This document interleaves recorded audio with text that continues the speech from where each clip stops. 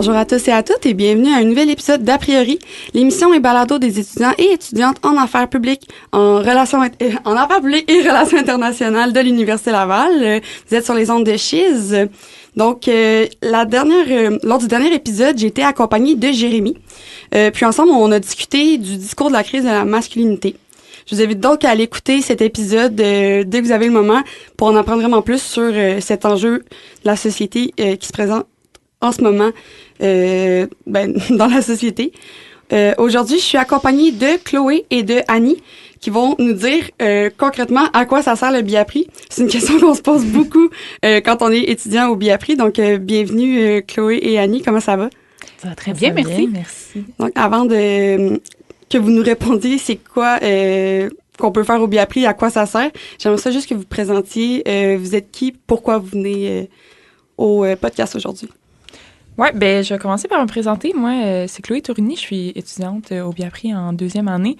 Je suis aussi la vice-présidente aux affaires exécutives et pédagogiques sortante. Dans le fond, je finis bientôt mon mandat. C'est un nom assez flou, là, mais dans le fond, c'est moi qui s'occupe d'un peu de répondre à toutes les questions d'ordre pédagogique des étudiants, de siéger au comité de programme. On fait des révisions, des cours, du cheminement. On discute de comment améliorer le programme. De là, un peu est venue l'idée de ce podcast-là parce qu'en étant la ressource première, souvent, les étudiants viennent avec moi avec leurs enjeux par rapport au BIAPRI, dans le fond, à sa structure et à quoi faire après. Bien, bonjour, moi c'est Annie Rémillard, je suis conseillère en emploi au service du développement professionnel. Je suis attitrée au programme de la Faculté des sciences sociales depuis maintenant plusieurs années, donc notamment le bac intégré en affaires publiques, relations internationales. À travers mon rôle, moi, mon but, mon souhait, en fait, le plus profond, c'est donner le goût aux gens de s'intéresser à leur développement professionnel puis à découvrir leurs possibilités. Fait que, concrètement, au quotidien, ce que je fais, c'est que j'accompagne des étudiants, mais aussi des diplômés dans toutes les étapes, les différentes étapes de leur réflexion, étapes d'exploration, mais aussi de mise en action de leur projet professionnel. Donc, je vais poser tantôt, mais qu'est-ce qui vous a motivé à venir au balado aujourd'hui? Je sais qu'il y a un peu vos rôles, là, mais je suis sûre qu'il y a des situations qui vont faire en sorte que vous êtes dit « OK, go, on y va ». Oui, bien c'est ça, comme j'en parlais, c'est venu de mon initiative surtout, puis de la rétroaction que j'ai reçue des étudiants. C'est sûr qu'au sein du BIAPRI, c'est connu. C'est un bac... Souvent, on dit aux gens, je dis au baccalauréat intégré en affaires publiques et relations internationales, première question qu'on se fait poser, c'est quoi ça? Puis après ça, tu dis, c'est un bac pluridisciplinaire en droit, en sciences politiques, en économie. Les gens sont genre, OK, tu veux faire quoi avec ça? Là, souvent, les BIAPRI, cette question-là, on bloque. Là. On est souvent des gens qui ont choisi ce bac-là justement pour toutes les opportunités que ça offrait. On ne voulait pas se fermer de porte. Des fois, ça devient un peu insécurisant, par exemple. Puis c'est ce que j'ai remarqué dans un sondage que j'ai lancé récemment à la population étudiante. Puis de là, mon initiative de faire ce balado pour répondre un peu aux questionnements qui ont été soulevés, aux préoccupations. Donc, je suis allée voir Annie avec ça parce que je me suis dit qu'elle pourrait... ensemble, on pourrait discuter un peu d'un projet qui viendrait amener de la clarté à ce flou-là. Bien, tout à fait. Puis moi, je tiens d'abord à dire que j'ai été vraiment touchée par le fait que Chloé ait pris l'initiative de venir me rencontrer. Ça fait vraiment beaucoup de sens. Puis lors de nos échanges, je trouvais que ces réflexions, ces constats mettaient en lumière vraiment des questionnements. Puis ces questionnements-là pouvaient générer chez les étudiants différentes émotions. Ça peut être la confusion, de l'incertitude, de l'inconnu ou encore même de la pression de devoir justifier ou démystifier mon programme, son programme d'études. Fait que toutes les deux, on était portés par vraiment un désir de comment on peut soutenir les étudiants dans ces questionnements-là. Puis c'est là que l'idée du balado est venue. Puis le but concret de ce balado-là aujourd'hui, c'est lancer la discussion, en fait, puis partager différentes pistes là, qui pourraient apporter de la clarté sur des aspects qui peuvent être encore flous là, pour les étudiants et étudiantes. Tu parles de flou. On l'a dit, le bac, c'est sûr que ça l'amène un certain flou parce que c'est pluridisciplinaire. Ma question avec ça, c'est après le bac, quand on s'en va, après ou pendant, là, quand on s'en va vers un employeur, comment le flou est perçu par les employeurs? C'est une bonne question. En fait, comment les employeurs perçoivent votre programme? Bien, moi, je dirais que lorsque les employeurs ont la chance de vous connaître, de vous découvrir dans l'action, là, leur perception est positive. Puis, sur quoi je me base pour vous dire ça? Bien, c'est la lecture de différents suivis de stages, d'intégration de stages que j'ai lus. Puis, dans ce suivi d'intégration-là, on leur pose justement la question, selon vous, est-ce que la formation prépare bien l'étudiant à réaliser le mandat chez vous? Et la question est oui. Puis, j'ajouterais une chose aussi, il ne faut pas perdre de vue, il faut prendre en considération aussi que le programme existe maintenant depuis longtemps. Donc, on va avec le fait qu'il y a plusieurs déjà diplômés qui sont sur le marché du travail puis qui ont réussi à se faire une place sur le marché du travail, qui sont reconnus. Donc, dans un autre sens aussi, on parlait de titre, le titre du programme. C'est sûr que lorsque on exprime le titre bac intégré en affaires publiques, relations internationales, les gens qui ne connaissent pas, qui ne sont pas diplômés dans ce programme-là, les employeurs, ça peut susciter encore là un flou, des questionnements. Donc là, dans ce contexte-là, ben, je pense que c'est le temps de saisir comment je peux aider l'employeur à découvrir ce qui se cache derrière ce titre de programme-là. Quand tu dis multidisciplinarité, c'est quand même bien vu par les employeurs. Est-ce que selon toi, la spécialisation est quand même nécessaire? En fait, moi, je dirais une très bonne façon d'aller valider cette information-là, ça pourrait être d'aller consulter des offres d'emploi qui sont offertes vraiment dans les secteurs qui vous interpellent. Ça peut être aussi de saisir l'occasion de rencontrer des diplômés. Pour ma part, ma connaissance du marché du travail actuel m'amène à vous dire que oui, cette multidisciplinarité-là est définitivement un atout. Puis, je vais vous donner un exemple. La semaine dernière, j'ai participé à une activité réseautage qui est organisée par le comité ambassadeur du BIAPRI, où j'ai eu l'occasion de rencontrer des professionnels avec un parcours et des études multidisciplinaires, puis même dans leur discours, puis eux provenaient du secteur relations internationales, un peu selon vos intérêts, puis eux, vraiment dans leur discours, mettaient de l'avant cette multidisciplinarité-là. Fait que je pense que c'est juste de voir comment vous souhaitez promouvoir cette multidisciplinarité-là.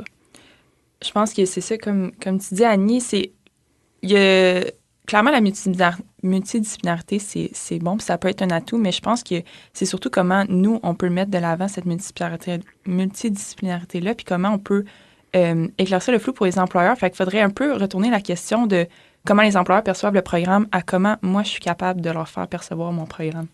Justement, comment on met en valeur notre programme devant notre employeur? Là, est-ce que c'est avec un diplôme? Salut, j'ai ça de spécialisé, mais j'ai aussi le multidisciplinarité, c'est pas facile à dire. Ou il y a d'autres manières de le faire? Bien, moi, je pense qu'une bonne façon de le mettre en valeur, c'est d'abord dans votre CV. Développer des astuces, comment je peux mettre cette multidisciplinarité-là en valeur dans mon CV. Puis je peux vous donner des exemples. On peut juste commencer à prendre votre section études là, ou formation, là, dépendamment comment vous l'écrivez dans votre CV. Mais il peut être intéressant, en dessous de votre diplôme, de venir nommer les 3 programmes d'études, donc droit, sciences politiques et économie. L'autre chose aussi, pourquoi pas nommer des titres de cours dans votre CV? L'employeur, il ne faut pas prendre pour acquis qu'il sait quel cours que vous avez fait. Le programme est constitué de quel type de cours. Fait que, par exemple, si vous posez votre candidature ou vous voulez offrir votre CV à un employeur qui pourrait vous offrir un mandat en recherche, par exemple, bien, pourquoi pas saisir la chance de faire ressortir des cours comme structuration de la recherche, vos cours de méthodologie, vous en avez plusieurs. D'un autre côté, si le mandat touche les relations internationales ou la sécurité internationale, bien, vous avez des cours comme relations économiques internationales, sécurité internationale.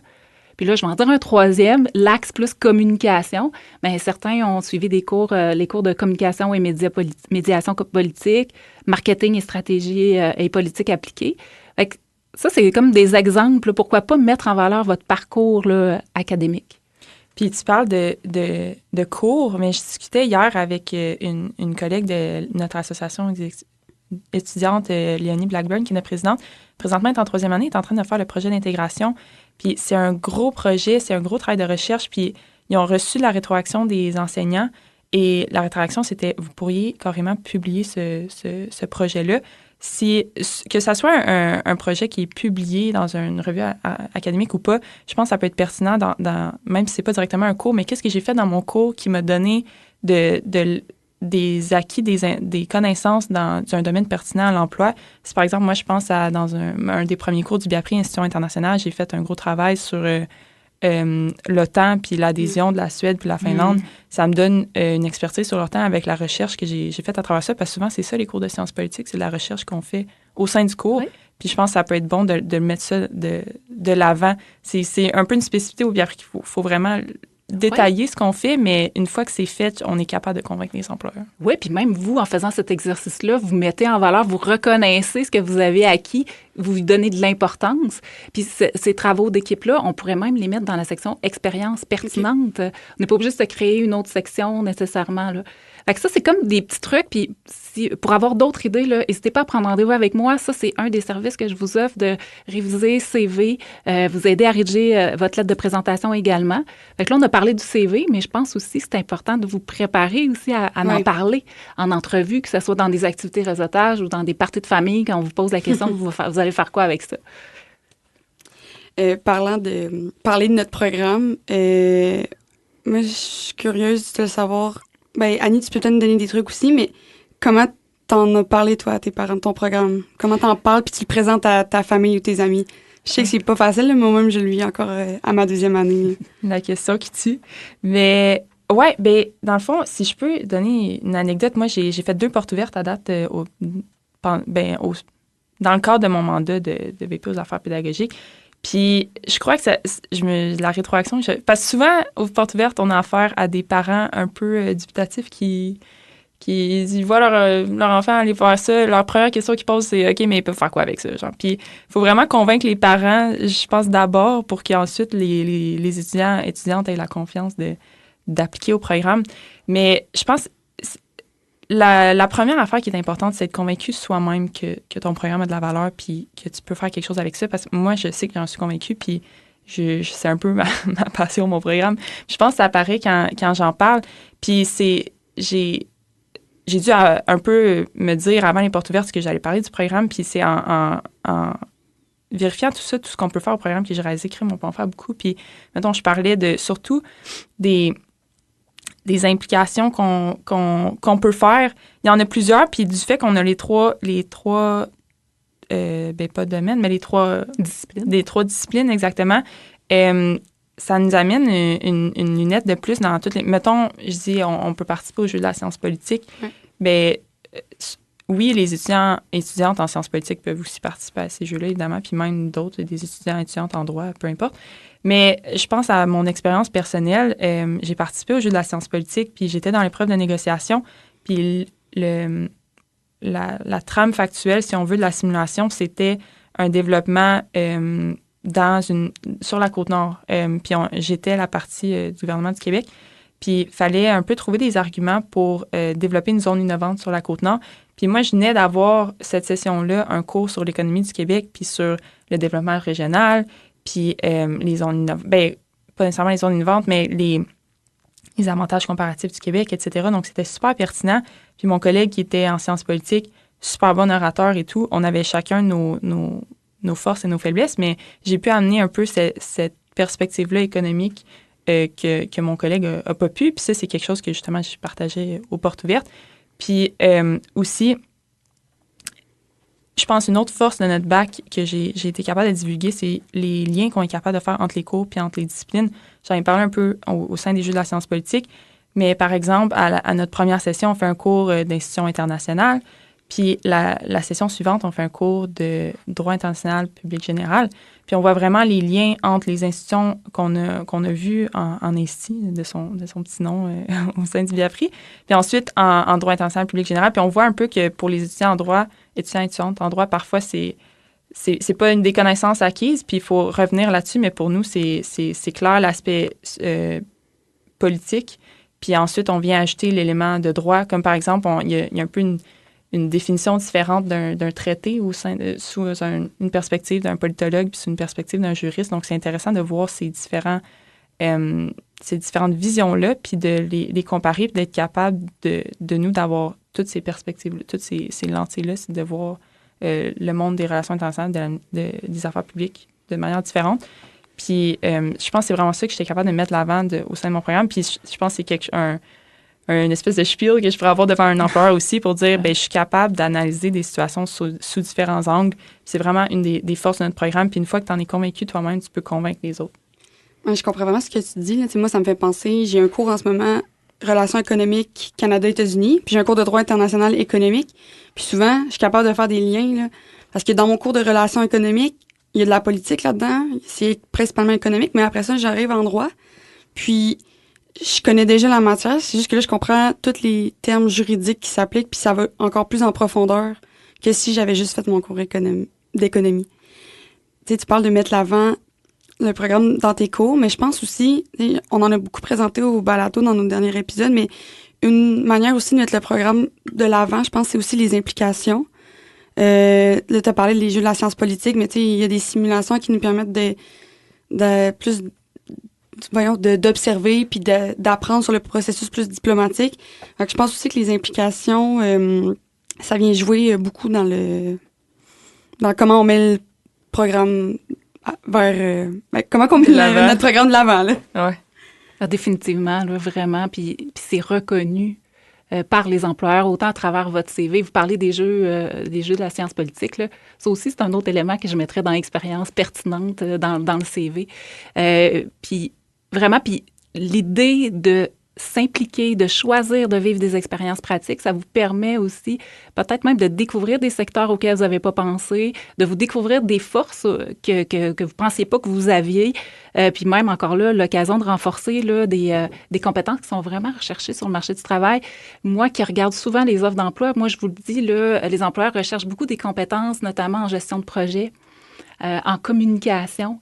Fait que, tu sais, le fait de s'impliquer, ça peut vous permettre de renforcer vos habiletés rédactionnelles, votre capacité à créer puis maintenir des liens avec les gens. Ça, vous allez voir ça souvent là, dans les offres d'emploi là, dans votre domaine. Donc, vraiment, je peux vous confirmer que c'est ça, les employeurs recherchent ça en plus des connaissances que vous allez avoir acquis là, durant votre programme. Fait que j'aimerais ça vous entendre sur d'autres exemples. Là, vous avez parlé des jeux de la science politique. J'aimerais ça parler des implications, mais avant, je veux juste revenir sur toi, comment tu nous suggères de parler de notre programme? Parce que j'ai parlé dans nos cours et tout, dans les implications, mais toi, est-ce que comment tu vois ça qu'on parle de notre programme ou comment on devrait présenter notre programme là, comme ça? Oui. Ben, écoute, d'abord, je trouve ça intéressant de vous entendre parce que je pense que vous avez fait aussi une rétrospection un peu. Vous prenez le temps de vous arrêter puis de vous poser la question qu'est-ce que je suis en train d'apprendre? Ouais. Fait que prendre le temps de s'arrêter, identifier quel cours qui me fait vibrer, quel cours qui me font moins vibrer, quel sens que je donne à mes cours, puis qu'est-ce que j'ai le goût d'investir encore plus. Les lectures là, que je dévorerais, là, ben ça, c'est peut-être un signe que vous avez plus un intérêt porté vers ça. Fait que ça va vous aider aussi à être capable d'identifier de quoi je veux parler dans mon programme, de qu'est-ce que je veux mettre de l'avant. Puis l'autre chose aussi, c'est que de garder en tête, il y a l'aspect de votre programme, et votre programme vous donne aussi la latitude de vous impliquer, de vous engager. Fait que c'est à vous de saisir ces occasions-là. Puis quand vous les saisissez, aussi de prendre un temps de dire, « Hey, moi, mon engagement, j'ai retiré quoi? J'ai développé quoi comme compétences? » Puis d'avoir la confiance que l'employeur va être intéressé à vous entendre autant sur le plan des connaissances, mais autant sur le plan de l'implication. Oui, puis je pense que c'est bon que tu le dises, Annie, parce que des fois, on est tellement englobé dans notre programme, puis hey, est-ce que j'ai fait le bon choix de programme? Mais tu sais, un bac, c'est pas tout. Puis je pense, puis plus tard dans une carrière professionnelle, on va bien réaliser qu'il y a des gens qui aujourd'hui travaillent dans ce domaine-là, ils ont fait des études en peu importe, là, en sociologie, ou bien là, sociologie, même ça aurait rapport, là, mais en tout cas, ça pour dire que la vie, tu pars de quelque part puis ça t'amène partout ailleurs, mais ce qui est vraiment important, outre le programme, c'est comme tu dis, de développer ses propres compétences. Ça se fait à travers les implications notamment, puis c'est ça, pour y revenir, il y a plusieurs implications au sein de l'université elle-même, puis des cours, puis il y en a aussi à l'extérieur, puis Annie, je vais te laisser parler des opportunités plus à l'extérieur de l'université, mais c'est ça, je parlais des jeux de la science politique. Il y a aussi les missions commerciales que des fois, on n'y pense pas trop. C'est pas trop relié à une de nos 3 disciplines. C'est plus, c'est la faculté des sciences d'administration, dans le fond, qui organise ça. Puis pour ceux qui nous écouteraient, qui seraient peut-être pas familiers avec les missions commerciales, c'est sur un an. Chaque étudiante organise une mission commerciale, se trouve un mandat pour aller représenter à l'international pendant 3 semaines à la fin de l'année. Mais tu disais, tu sais, les employeurs recherchent des compétences en gestion de projet, en communication, peu importe. Ça, c'est vraiment, tu fais des cold calls, puis tu sors de ta zone de confort, puis c'est des compétences qu'ensuite, tu es capable de mettre l'avant, puis tu vas chercher un autre aspect qui est pas juste les 3 disciplines qu'on a. Donc, encore, le multidisciplinaire, là, on en cherche, on en veut toujours plus. Sinon, on y pense un peu moins aussi parce qu'on n'est pas peut-être étudiant au baccalauréat en droit en tant que tel, mais il y a aussi des concours de plaidoirie de droit auxquels on peut participer, dont notamment le concours Jean Pictet, si je ne me trompe pas le nom. Récemment, il y a une étudiante du BAPRI qui a participé, puis ça a super bien été son équipe. Mais ça se passe, je pense, en Belgique ou en France. J'allais dire en Europe, là, mais je pense que oui, c'était en Belgique ou quelque chose comme ça. Wow. Quelque part en Europe, assurément. Mais peut-être que ça change d'endroit chaque année, mais c'est vraiment... C'est sur un concours de plaidoirie en droit international humanitaire, si je ne me trompe pas. Puis c'est vraiment, on développe ses compétences justement de plaidoirie. Puis ça, même en n'étant pas au baccalauréat en droit, on y a accès. Sinon, Caro t'en parlait, les simulations diplomatiques, il y en a plein. Il y a l'OTAN que moi j'ai faite. Il y a l'ONU. L'ONU au sein de la SNUL qu'on appelle, qui est l'Association des Nations Unies de l'Université Laval, qui va directement au siège social des Nations Unies, puis vraiment, on développe ses capacités oratoires, puis ça se met ça, dans un CV crime pendant toute une année. J'avais des rencontres à chaque semaine où est-ce que j'apprenais à faire des speeches sur le fly. Excusez, là, je vais vraiment dans les anglicismes, mais tu sais, moi, de mon expérience à l'OTAN, nos soirées où est-ce qu'on se rencontrait, c'était comme, OK, vous avez 5 minutes pour écrire un speech d'1 minute sur tel sujet, let's go. Puis on parlait devant des gens, c'est vraiment formateur comme expérience. Puis là, bien sûr, les associations étudiantes, moi et Caro, on en est familières. Des fois, c'est un peu méconnu, les associations étudiantes, je dirais, de qu'est-ce que ça fait. Puis on a l'impression, c'est des gens, je sais pas, ils organisent des parties, puis c'est tout. Mais c'est vraiment pas. Puis si on a une expérience un peu de justement des rencontres professionnelles, si je peux dire, tu sais, à chaque semaine, on a ce qu'on appelle notre CX, notre rencontre du comité exécutif. On a cette rencontre-là suivant un réel protocole de temps de parole, puis on apprend aussi avec les assemblées générales comment ça fonctionne. J'oublie le nom, mais je pense que c'est protocole, mais... Toutes les procédures. C'est ça, les procédures, exactement, on devient familier avec ça. Puis aussi, moi, dans mon rôle, j'apprends à gérer avec l'administration.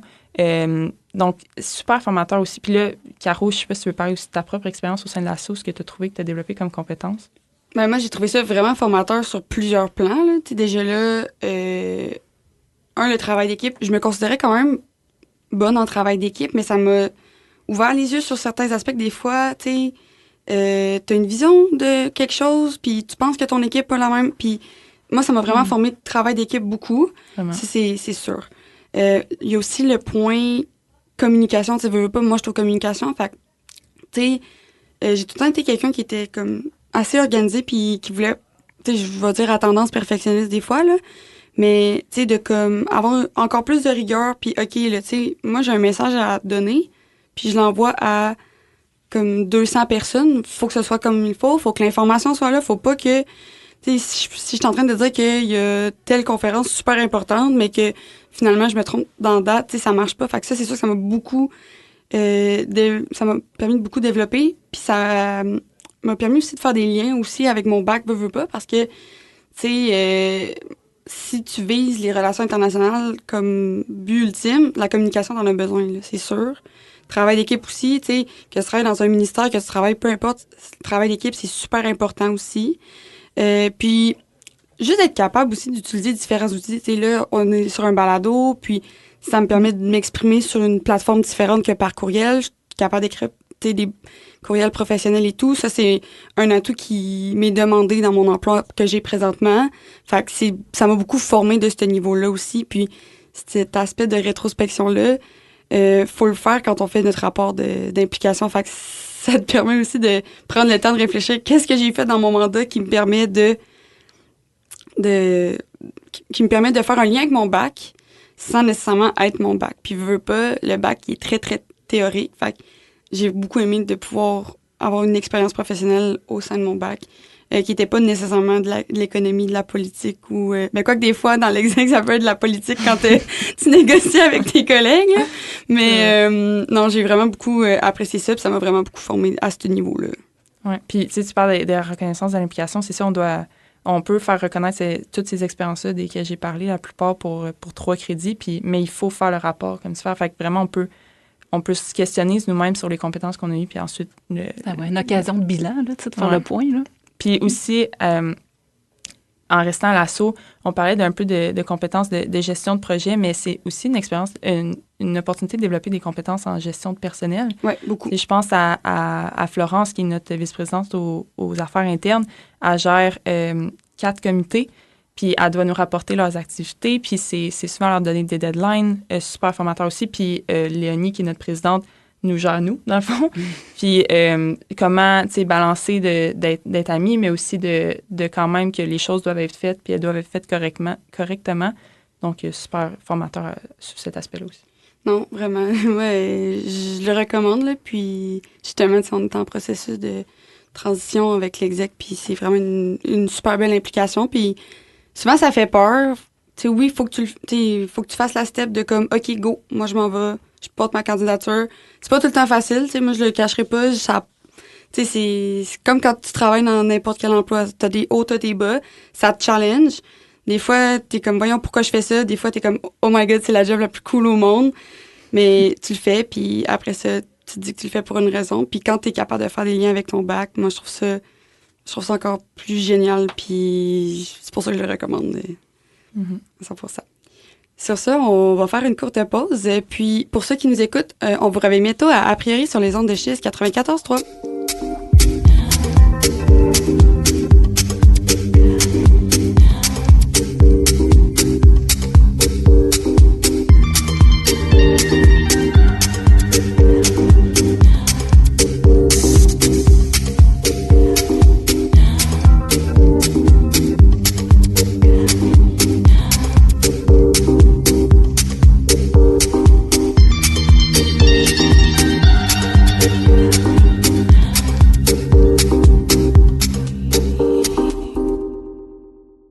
Vous êtes de retour à Prairie sur les ondes de Chiz 94.3. Je suis toujours accompagnée de Chloé et de Annie qui nous parlent de à quoi ça sert le biapri.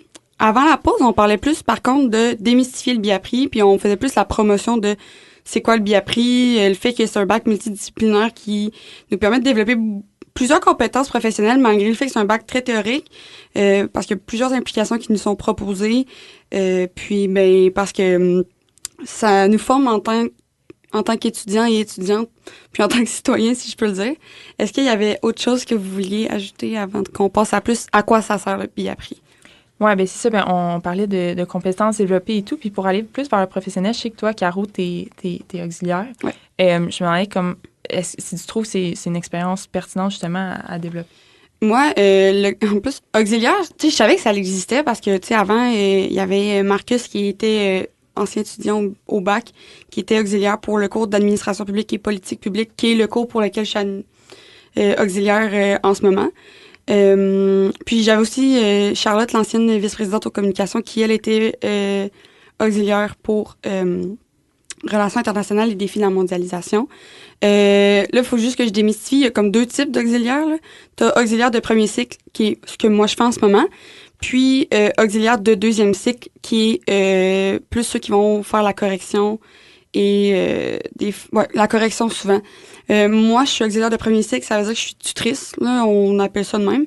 Puis ma responsabilité, c'est vraiment de répondre aux questions concernant la matière des étudiants. Fait que moi, ce que je fais, c'est que ça dépend de la formule que tu veux. Moi, je m'étais fait dire avant que c'était de répondre au forum, mais souvent, le prof va répondre au forum très, très tôt le matin. Moi, je ne suis pas une lève-tôt, donc souvent, j'arrive, je suis comme, oh, mais la réponse est déjà là. Fait que moi, ce que j'ai pris comme approche, c'est je me mets disponible, puis je prends des rendez-vous avec les étudiants. Parce que des fois, il y a des étudiants que ton professeur va t'enseigner de quoi, puis là, ils comprennent pas. Fait que là, ils sont comme, je comprends pas la matière. Puis toi, avec ton point de vue d'étudiant, t'es capable de leur enseigner la matière différemment. Fait que moi, je fais ça. Les compétences que ça me donne, c'est sûr que ça me permet d'approfondir mes connaissances, veux pas, des cours que j'ai eus. Tu sais, administration publique, nous, en plus, c'est triste parce qu'on a perdu des cours pendant la grève l'an dernier. Ça me permet vraiment d'approfondir mes connaissances sur la matière. Puis, ça me permet aussi de développer des compétences, c'est sûr, d'enseignement aussi. Puis moi, comment je vois ça, c'est que je trouve que c'est bien parce que, veux pas, dans ton travail plus tard, c'est sûr qu'il y en a qui vont arriver après toi puis qui vont avoir besoin de conseils puis d'aide. Fait que moi, je le vois vraiment pour... Ça me forme à aider les gens plus tard. Tu sais, moi, ma job, c'est pas de leur enseigner puis leur dire s'ils étudient bien ou ils étudient mal, c'est vraiment d'être là puis de les accompagner. Fait que j'aime vraiment ça pour cet aspect-là. Puis, veux pas, c'est sûr que c'est en lien direct avec mon programme. Là. Tu sais, c'est un cours qu'on a eu que j'ai pas le choix de... Ben, pas que j'ai pas le choix, mais que, tu sais, que je travaille là-dedans. Fait que ça, j'aime vraiment ça.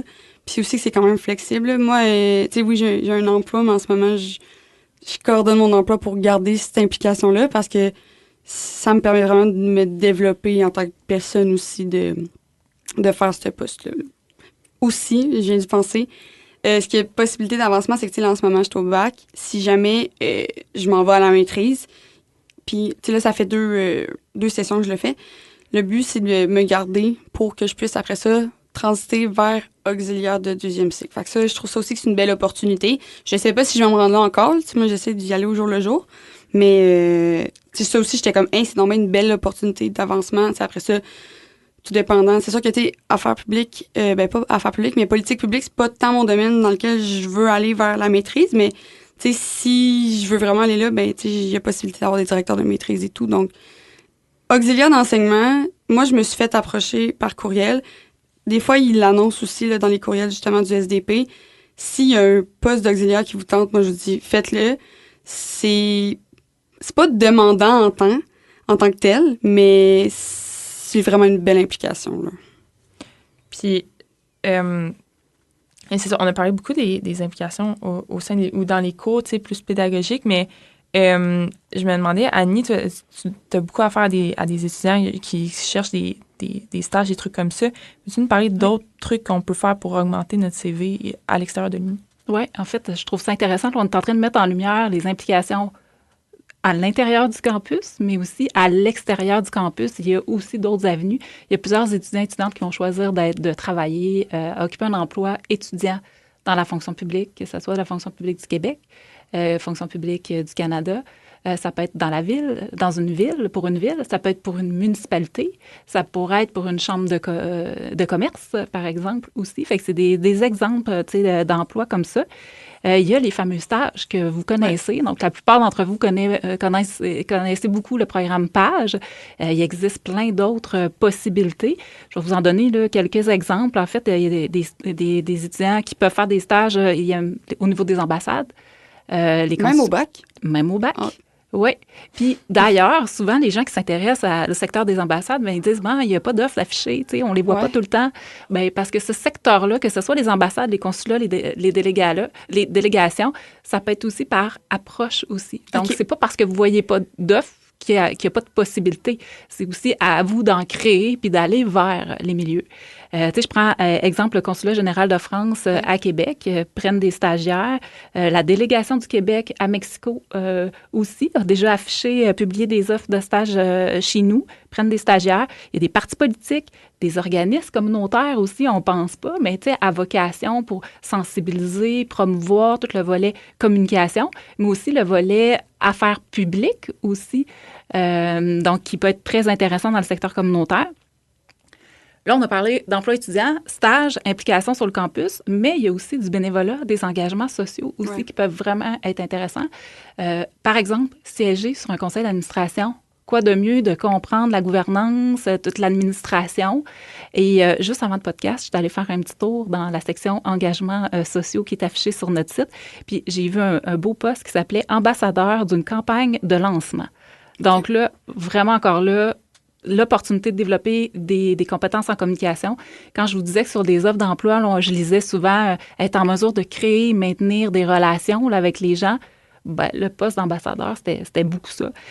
C'est des exemples comme ça à saisir. Comment les saisir? Bien, évidemment, vous l'avez dit, là, sur le site du Service du développement professionnel, on publie des opportunités d'emploi, de stage, de bénévolat, mais c'est pas tout. Il y a différentes plateformes aussi de médias que vous pourriez consulter.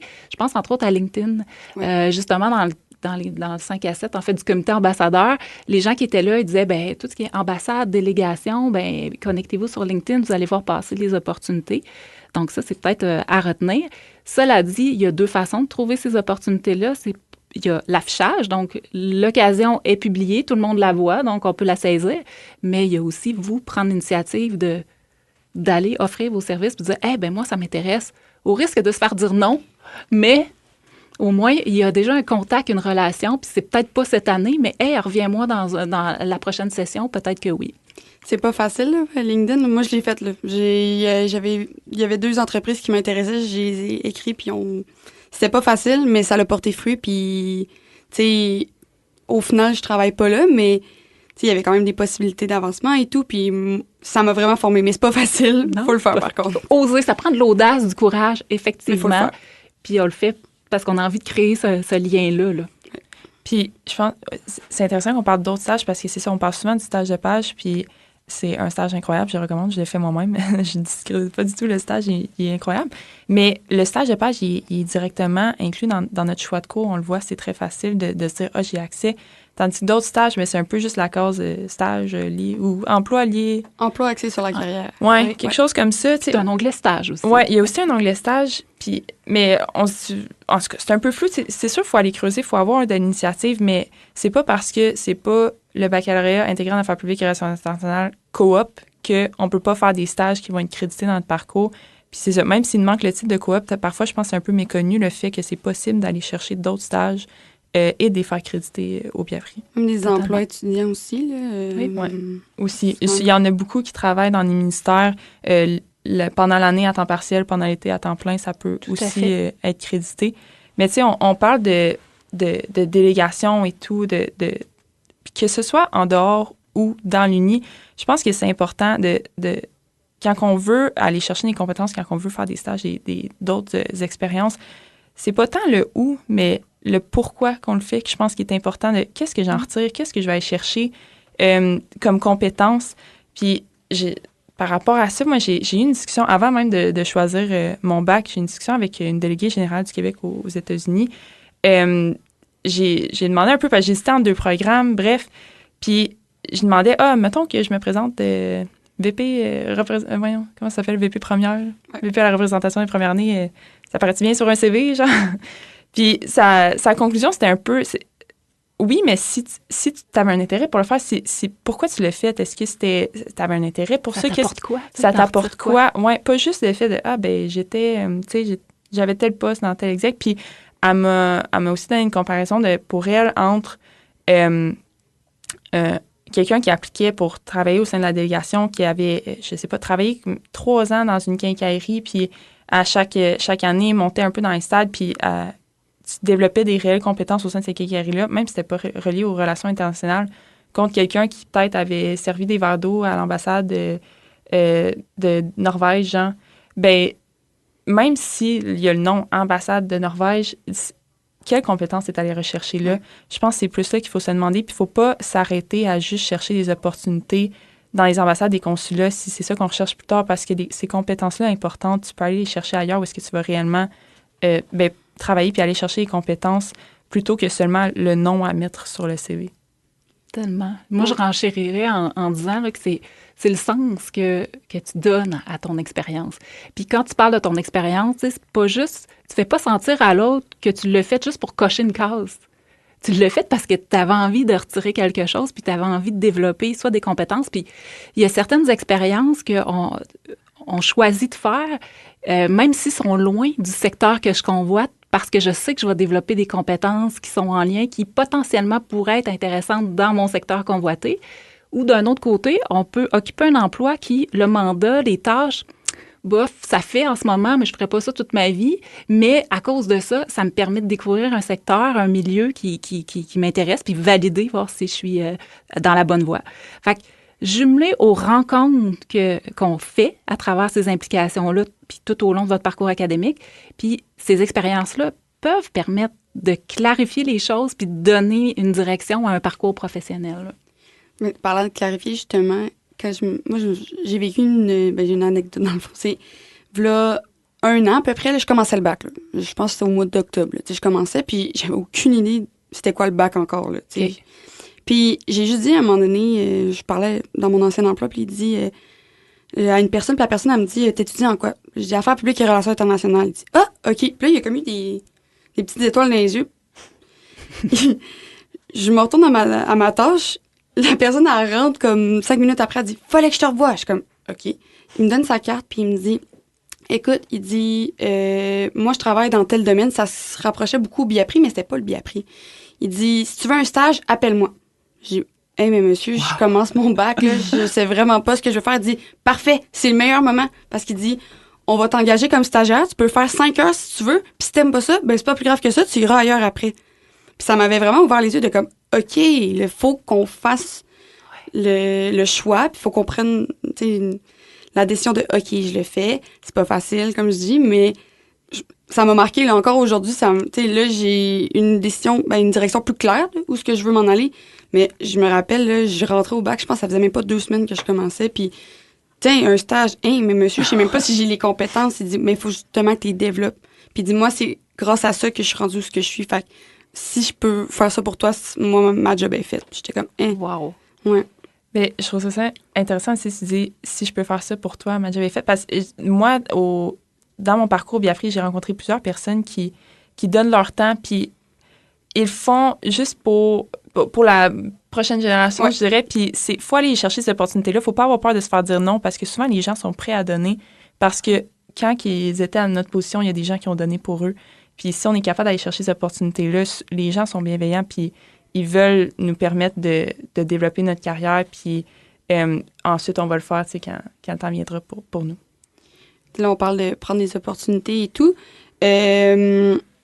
Souvent, on se fait dire au Biapri, il faut planifier son cheminement professionnel. Est-ce que ça veut juste dire, je prends les cours selon ce que je veux faire plus tard? Ou, tu sais, comment qu'on planifie son cheminement? Puis aussi, comment on le planifie si, comme moi, quand j'étais au début du bac, t'as pas d'idée vers où t'en aller? Y a-tu pas des stratégies, mais comme des moyens de le faire, même si on n'a pas d'idée précise? Par rapport à, il y a comme 2 axes là, à ta question. Là. Il y a planifier son cheminement, puis planifier son cheminement personnel, professionnel, je le vois comme ça. Fait que planifier son cheminement académique, c'est la gestion des études, tu sais, qui est vraiment votre ressource. Puis après ça, l'avantage quand on dit planifier un parcours personnel et professionnel, je trouve que c'est comme si vous alliez mettre un petit peu de couleur à votre parcours. Tu sais, là, il y a des cours à suivre, mais maintenant, OK, comment je peux profiter au maximum de mes 3 années de bac, puis le mettre à profit, au profit de mon développement personnel et professionnel. Donc ça, pour faire ça, moi, c'est sûr que je vous encourage à venir me rencontrer. La meilleure période pour venir rencontrer un conseiller en emploi, là, je pense que c'est votre 2e session, à votre première année, 2e session. Là, première session, laissez-vous le temps d'arriver, d'intégrer le tout ça, d'assimiler le fonctionnement. Mais après ça, s'asseoir. Parce que si vous projetez faire un stage, si vous projetez partir une session à l'international, projetez faire tel type de cours, il faut quand même le planifier. Pour faire un stage, ça prend minimalement un 24 crédits. Fait que, comme ça, vous pouvez vous faire dresser une ligne du temps, puis mettre vos sessions, puis dire, moi, je vais faire un stage à prochain été. Donc là, comme ça vous permet de planifier puis donner de la légèreté aussi, de dire, avoir su, j'aurais dû le faire, non, OK, là, c'est déjà là, les affichages. Fait qu'il y a ça. Puis cet espace-là que vous allez vous donner grâce à votre planification, je pense que ça va vous donner aussi peut-être de l'élan de participer à des activités de réseautage aussi, puis avoir le goût de ne pas vous mettre en mode performance, mais plutôt en mode j'explore, je sais pas trop, je suis là, j'explore, tu sais. Puis justement, quand moi et Annie, on avait discuté de cet enjeu-là, on se disait,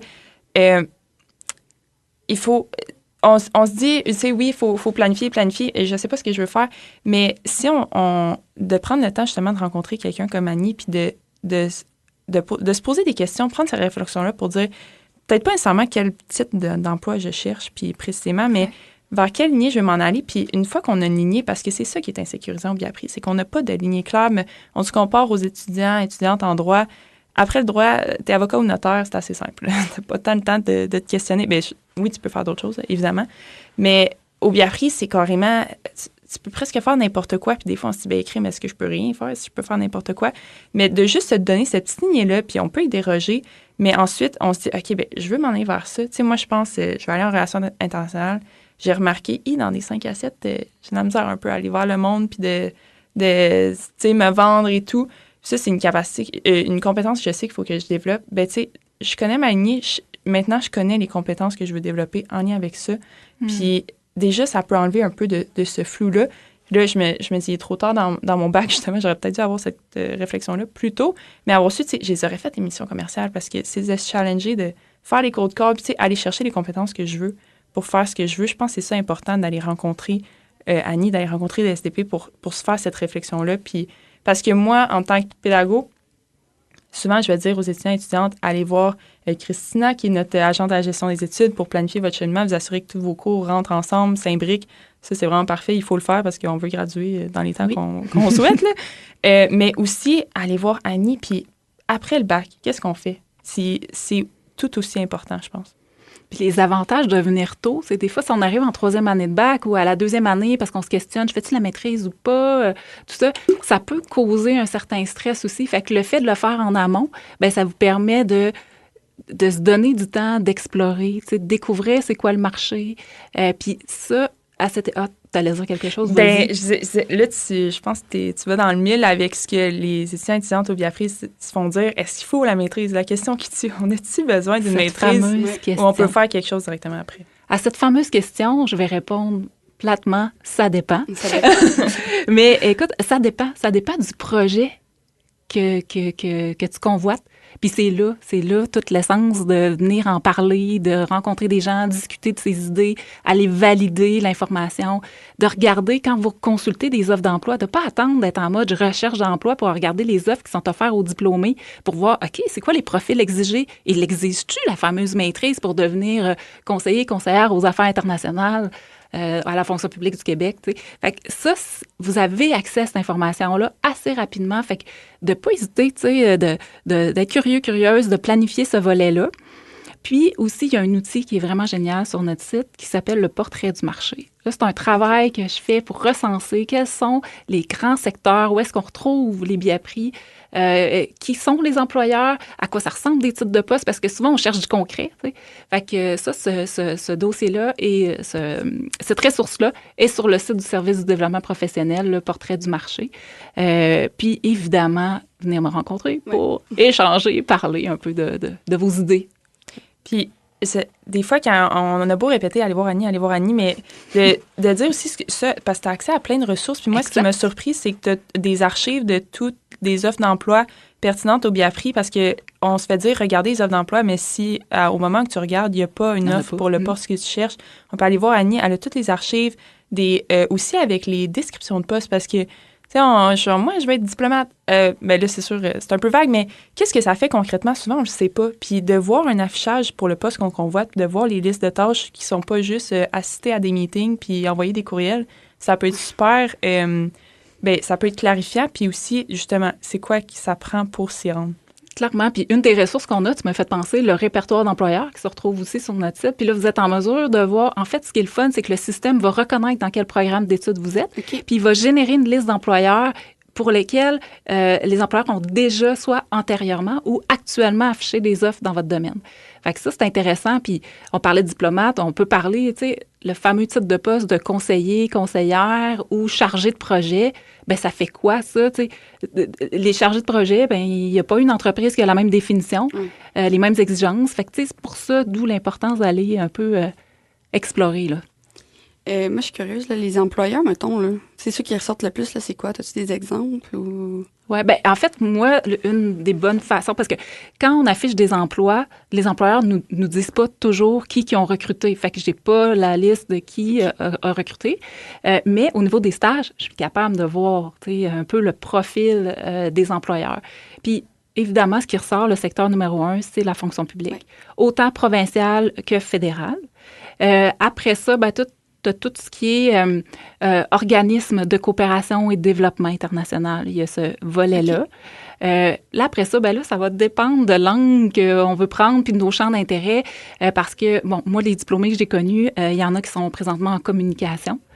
Fait qu'ils ont pris cette voie-là. Tu sais, à la question « Je dois-tu faire une maîtrise? » Bien, certains n'ont pas nécessairement été chercher une maîtrise en communication, mais sont allés chercher soit un DESS ou aller chercher un certificat. D'autres ont pris la voie peut-être plus à administration. Beaucoup prennent la voie affaires publiques, sciences politiques. Fait que, encore là, ça dépend toujours en fonction de ce que vous visez. Si je veux être analyste subalterne au fédéral, ben la possibilité de faire une maîtrise en affaires publiques, en études internationales ou en sciences politiques peut donner accès. Puis ça, il y a des belles maîtrises avec stage aussi, fait que je vous encourage aussi à explorer ces aspects-là. Là. Puis aussi, Annie, tu parlais du portrait de marché. Justement, je pense que tu as comme une liste complète oui. Pour pas les énumérer ici, mais on va mettre, évidemment, cette ressource-là qui est super pertinente. Il y a quand même une liste complète d'employeurs auxquels on ne pense pas. Puis aussi, tu parles de fonction publique fédérale, provinciale. C'est souvent ce qu'on vise. Puis ce qui m'a marqué quand on a discuté, c'est la différence entre les deux, puis la différence entre ce qui est recherché, comment ça fonctionne. Souvent, le fédéral, ça fonctionne encore par concours avec des exigences un peu classiques de maîtrise, ça te l'apprend. Provincial, tu sais, il n'y a plus de concours, ça commence à être un peu plus, je dirais pas lousse, mais je serais curieuse de t'entendre. Ben, c'est plus une formule. On a des besoins, on publie, on affiche une offre. Tandis que le fédéral a encore son programme de recrutement postsecondaire. Ben, si je peux parler, moi, présentement, je viens d'être engagée dans un ministère en relations intergouvernementales puis intégration du territoire. Fait que moi, je trouve ça super intéressant parce que c'est mes 3 domaines combinés ensemble dans un poste. Puis moi, ça me faisait peur, la fonction publique. Puis justement, au balado, mon premier épisode que j'ai enregistré, c'était avec Anne-Marie Paré, qui, elle, travaille dans la fonction publique au fédéral. Puis elle était venue pour nous démystifier vraiment comment qu'on aborde ça en étant étudiant. Fait que moi, j'étais comme, hey, OK, c'était donc bien des bons conseils. Puis ça me faisait quand même encore peur, là, si je ne vais pas le cacher. Mais une personne que je connaissais proche de moi m'a dit, écoute, prépare ta lettre de motivation, prépare ton CV, j'ai une job pour toi, postule. Puis c'est comme j'ai dit, ça fait peur, mais c'est plus accessible qu'on le pense. Puis, tu sais, moi, j'étais comme, hey, une job en relation intergouvernementale, j'étais à ma 2e année de bac. Je trouve ça tellement le fun parce que c'est encore tôt dans mon cheminement, tu sais. Fait que ça me permet justement de me faire une idée sur qu'est-ce que je veux faire après, plus précisément. Là. Tout à fait. Puis, tu sais, si l'action de poser sa candidature ou préparer ses dossiers fait peur, bien, encore là, je réitère les ressources qui sont là qui appuient cette démarche-là. Là. Oui, parce qu'on dit souvent, mais au SDB, on peut faire des pratiques d'entrevue, on peut aller te voir pour planifier, pour faire notre CV, justement, faire nos lettres de motivation, etc. Puis moi, j'aimerais ça quand même revenir à l'aspect, je sais pas, un peu plus philosophique, réflexion, tu sais, parce que une fois qu'on... même si on... Parce que 3 ans de bac, c'est pas beaucoup. Là. Non. Puis c'est sûr qu'il faut commencer à planifier tôt. Des fois, ça fait peur. Puis moi, je suis une grande fan de l'année sabbatique. J'en ai pris une après mon cégep. Puis pour vrai, si je l'avais pas pris, je pense que je serais allée en traduction, genre comme... En fait, j'étais en sciences nat au cégep, donc ça avait vraiment pas rapport. Cette année-là m'a vraiment permis de me poser. Justement, je suis partie un peu à l'international. J'ai travaillé un peu partout. Puis de là, j'ai découvert les relations internationales. Puis quand t'es pas autant... t'as la tête à tes travaux, à tout plein de choses. T'as plus le temps de faire une réflexion introspective de qu'est-ce que je veux réellement. Puis ça se prend aussi entre le bac et la maîtrise. Si t'es pas certain de vouloir faire une maîtrise, puis une maîtrise en quoi aussi? Est-ce que je veux me spécifier dans un domaine, un certain domaine, ou je veux garder ça large? Parce que je pense notamment à l'École supérieure d'études internationales à l'Université Laval, le SEI, a plusieurs maîtrises, doctorats en relations internationales, puis c'est souvent très large. C'est une des choses qui mettent beaucoup de l'avant, que c'est multidisciplinaire. Tu te dis, est-ce que je veux-tu être encore plus multidisciplinaire? Est-ce que je vais aller me chercher un MBA? Est-ce que... C'est beaucoup à penser. Pendant ta 3e année, tu es encore en train de faire tes travaux de session, puis là, crime, il faut que j'applique à la maîtrise.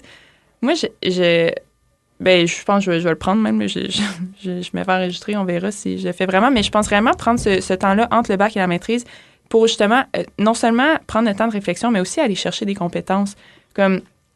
Puis... des voyages, là, même si ça peut sonner, je sais pas, un peu... laisser aller un peu des fois. Ouais, c'est ça. Mais il y a manière, je pense, de mettre de l'avant les compétences que tu vas chercher avec un voyage solo. J'ai développé de l'autonomie, de la débrouillardise.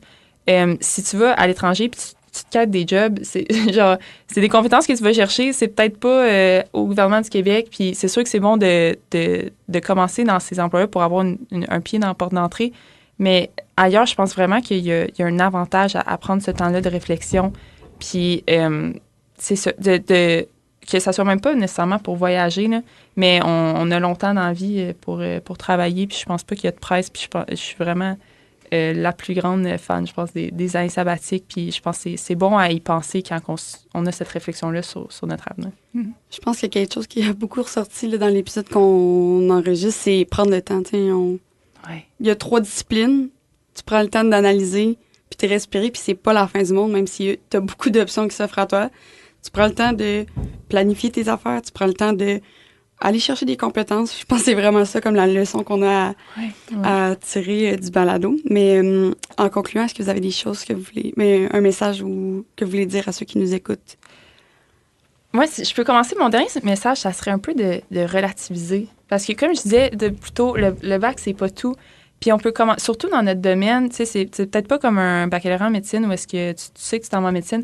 On peut aller n'importe où avec ça. Puis si tu commences, tu sais, je pensais à une soirée avec les anciens, quelqu'un, une ancienne du Biapri avait fait une maîtrise en droit international. Finalement, elle était rendue au ministère de la Culture en train de en tout cas, je ne vais pas expliquer tout son cheminement, mais on peut vraiment passer d'un point A à un point B, à un point Z, à un point F, -2. Genre, tu pars de quelque part, puis tu finis ailleurs. Puis je pense que c'est la beauté de notre programme, puis faut accepter ça, il faut pas y aller avec crainte, puis relativiser un peu que ton bac, c'est pas toute ta vie, puis tu peux ensuite aller ailleurs. Moi, ce que tu viens de dire, ça me fait penser un peu à ce que j'ai déjà entendu. Un plan de match, c'est bon tant que le match n'est pas commencé. Donc, c'est ça, prendre ce temps de recul-là. Puis moi, mon message, ça serait vraiment d'accepter qu'il y a certains aspects qui puissent rester flous. Puis quand on est dans cette posture-là, tenter d'identifier les moyens qui permettraient graduellement d'apporter de la clarté. Fait que je pense qu'aujourd'hui, j'espère qu'on a su vous partager différentes pistes, différentes ressources. Fait que sachez en bénéficier puis en profiter. Fait que je sais que les coordonnées du service du développement professionnel vont être présents là, sur la promotion du podcast. Fait qu'n'hésitez pas là, à saisir la chance. Pour avoir vu le portrait de marché, c'est un vrai bijou. Là. Je vous recommanderais vraiment à aller voir sur le site. Parce que là, peut-être que dans le podcast, on n'a pas nommé concrètement tous les postes, tous les employeurs, mais c'est vraiment, ces ressources-là sont vraiment disponibles. On voulait juste surtout activer cette réflexion-là. Merci beaucoup, Chloé et Annie, de votre présence sur le podcast. J'ai grandement apprécié. Et pour ceux qui nous écoutent, on se dit à bientôt à priori sur les ondes de Chiz 94.3.